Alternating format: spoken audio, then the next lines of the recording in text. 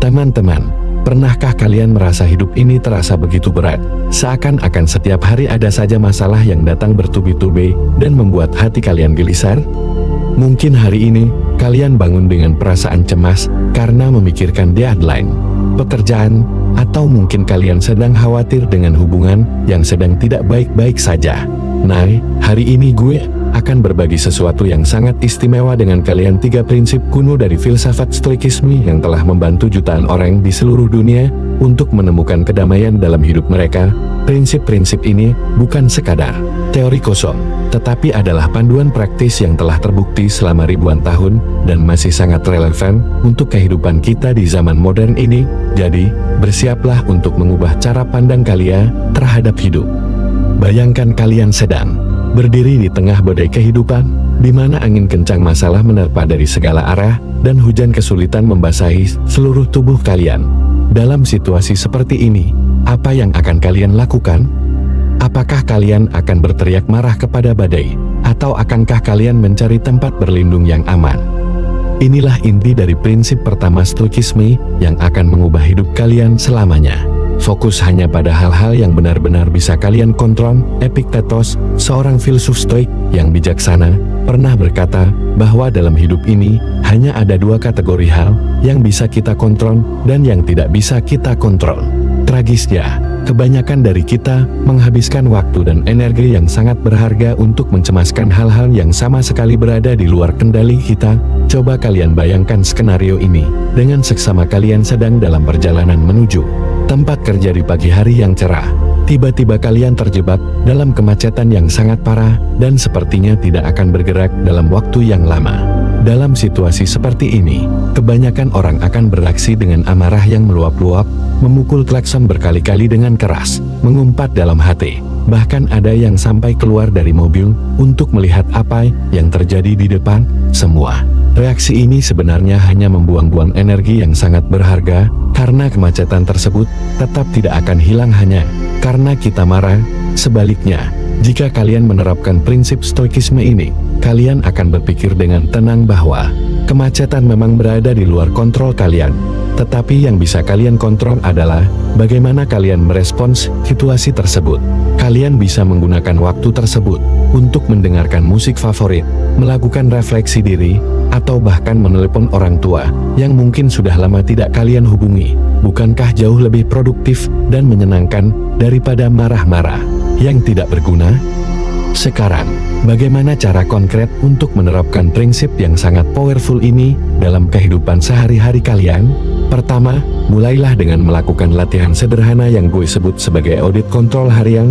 Setiap kali kalian merasa stres, cemas, atau marah, tanyakan kepada diri kalian sendiri dengan jujur, apakah hari yang sedang membuat gue stres ini benar-benar bisa gue kontrol?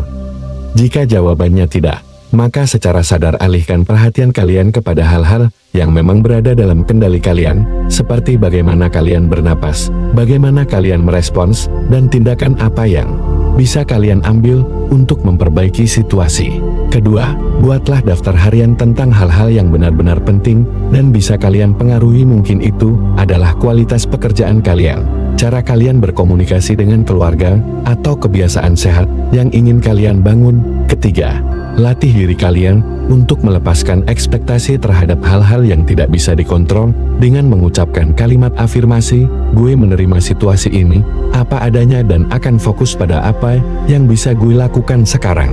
Ingatlah teman-teman, ketika kalian berhenti membuang energi untuk hal-hal yang tidak bisa dikontrol, kalian akan memiliki lebih banyak kekuatan mental dan emosional untuk mengoptimalkan hal-hal yang memang berada dalam genggaman kalian. Hidup ini seperti sungai yang terus mengalir tanpa pernah berhenti, di mana air yang kalian lihat detik ini tidak akan pernah sama dengan air yang kalian lihat detik berikutnya. Marcus Aurelius, Kaisar Romawi yang juga seorang filsuf stoik yang sangat bijaksana, menulis dalam catatan pribadinya bahwa segala sesuatu di dunia ini bersifat sementara dan terus berubah, mulai dari matahari yang terbit dan tenggelam setiap hari, hingga perasaan bahagia dan sedih yang silih berganti dalam hati kita. Prinsip kedua ini mengajarkan kita untuk menerima dengan lapang dada bahwa tidak ada yang permanen dalam hidup ini, baik itu kebahagiaan yang sedang kita rasakan maupun kesedihan yang sedang menyelimuti hati kita. Pemahaman mendalam tentang ketidaktetapan ini justru akan memberikan kita kekuatan yang luar biasa untuk menghadapi segala tantangan hidup. Ketika kalian sedang berada dalam fase kehidupan yang sangat sulit, mungkin kalian baru saja kehilangan pekerjaan yang sangat kalian cintai, atau mungkin hubungan yang kalian bangun bertahun-tahun tiba-tiba berakhir dengan menyakitkan, atau bahkan ketika orang yang kalian sayangi sedang sakit keras. Di saat-saat seperti itulah prinsip ketidaktetapan menjadi obat yang paling manjur untuk hati yang terluka. Alih-alih tenggelam dalam keputusasaan yang berkepanjangan dan berpikir bahwa penderitaan ini akan berlangsung selamanya, ingatlah bahwa kondisi sulit ini juga akan berlalu, seperti musim dingin yang pasti akan berganti dengan musim semi. Gue pribadi pernah mengalami masa-masa tergelap dalam hidup, di mana rasanya seperti tidak ada harapan lagi. Tetapi dengan memahami prinsip ini, gue belajar bahwa setiap kesulitan adalah pelajaran berharga yang membentuk karakter dan membuat kita menjadi pribadi yang lebih kuat dan bijaksana. Sekarang, ketika menghadapi masalah, gue selalu mengingatkan diri sendiri bahwa ini juga akan berlalu dan fokus pada pembelajaran apa yang bisa gue ambil dari pengalaman tersebut daripada larut dalam penyesalan. Namun, prinsip ketidaktetapan ini tidak hanya berlaku untuk masa-masa sulit saja, tetapi juga untuk momen-momen bahagia yang sedang kalian alami saat ini. Ketika kalian sedang merasakan kebahagiaan yang luar biasa, mungkin kalian baru saja meraih prestasi yang membanggakan, atau sedang menikmati liburan bersama keluarga tercinta, atau bahkan ketika kalian sedang jatuh cinta dan merasa dunia ini begitu indah, ingatlah bahwa momen-momen precious ini juga bersifat sementara dan tidak akan berlangsung selamanya. Kesadaran ini bukannya membuat kita menjadi sedih, tetapi justru membuat kita lebih menghargai dan menikmati setiap detik kebahagiaan yang sedang kita rasakan.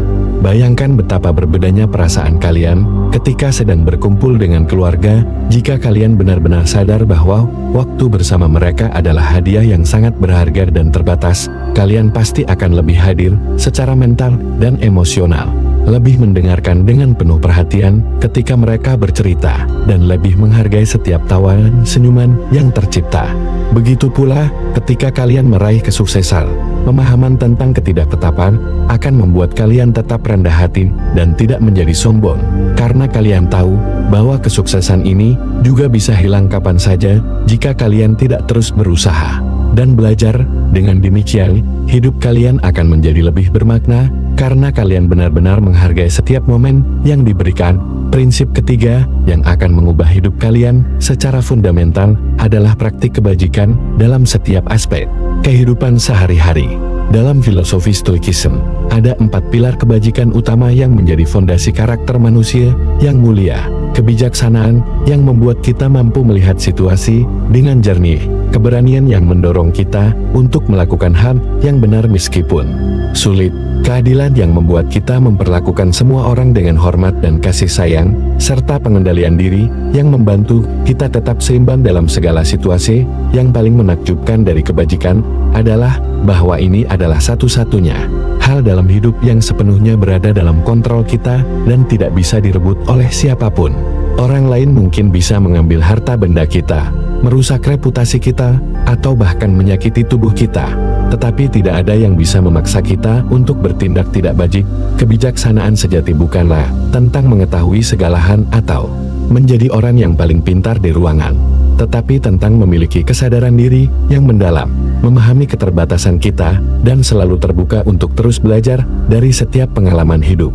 Seorang yang bijaksana akan mengakui ketika mereka tidak tahu sesuatu, akan mendengarkan pendapat orang lain dengan pikiran terbuka, dan akan selalu mempertanyakan asumsi-asumsi mereka sendiri sebelum mengambil keputusan penting. Sementara itu, keberanian bukan hanya tentang berani menghadapi bahaya fisik, tetapi juga tentang memiliki keberanian moral untuk mempertahankan nilai-nilai yang kita yakini meskipun ada tekanan sosial yang sangat besar. Keberanian adalah tentang berani keluar dari zona nyaman untuk mengejar impian kita, berani mengakui kesalahan ketika kita salah, dan berani mengambil risiko yang telah diperhitungkan dengan matang untuk mencapai tujuan yang mulia. Dalam kehidupan sehari-hari, kalian bisa mempraktikkan kedua kebajikan ini dengan cara yang sederhana, namun powerful, misalnya dengan berani menyampaikan pendapat yang konstruktif dalam rapat kantor, atau dengan bijaksana memilih untuk diam dan mendengarkan ketika teman kalian sedang curhat. Keadilan dalam stoikisme bukan hanya tentang sistem hukum atau peraturan formal, tetapi tentang bagaimana kita memperlakukan setiap manusia dengan rasa hormat dan empati yang tulus, terlepas dari status sosial, latar belakang, atau perbedaan pendapat yang mungkin ada. Seseorang yang mempraktikkan keadilan akan selalu berusaha untuk adil dalam setiap interaksi, membantu mereka yang membutuhkan tanpa mengharapkan imbalan, dan berkontribusi positif untuk kemajuan masyarakat di sekitarnya. Sedangkan pengendalian diri adalah kemampuan untuk mengelola emosi, keinginan, dan reaksi kita dengan bijaksana, sehingga kita tidak menjadi budak dari impuls-impuls sesaat yang bisa merugikan diri sendiri dan orang lain. Pengendalian diri bukan berarti menekan emosi atau menjadi robot tanpa perasaan, tetapi tentang memiliki kemampuan untuk merespons situasi dengan tenang dan rasional daripada bereaksi secara impulsif. Kalian bisa mulai mempraktikkan keadilan dengan cara sederhana seperti memperlakukan pelayan restoran dengan sopan, membantu tetangga yang sedang kesusahan, atau memberikan apresiasi yang tulus kepada rekan kerja. Sementara untuk pengendalian diri, kalian bisa berlatih dengan mengambil napas dalam sebelum merespons ketika ada yang membuat kalian kesal, atau dengan tidak langsung marah ketika ada yang tidak sesuai harapan teman-teman yang terkasih. Ketiga, prinsip stoikisme yang telah kita jelajahi bersama hari ini fokus pada yang bisa dikontrol, menerima ketidaktetapan hidup, dan mempraktikkan kebajikan adalah kunci untuk membuka pintu menuju kehidupan yang lebih damai dan bermakna. Bayangkan bagaimana transformasi luar biasa yang akan terjadi dalam hidup kalian ketika kalian berhenti membuang energi untuk hal-hal yang tidak penting, ketika kalian bisa menerima perubahan dengan lapang dada, dan ketika setiap tindakan kalian dipandu oleh kebajikan yang mulia. Ini bukan sekadar teori filosofis yang indah untuk didiskusikan, tetapi adalah panduan praktis yang bisa kalian terapkan mulai dari detik ini juga. Mulailah dengan satu langkah kecil hari ini, dan rasakan sendiri bagaimana kekuatan kuno ini mengubah hidup kalian. Jangan lupa subscribe channel Stoic Wisdom untuk mendapatkan lebih banyak kebijaksanaan yang akan memperkaya perjalanan hidup kalian.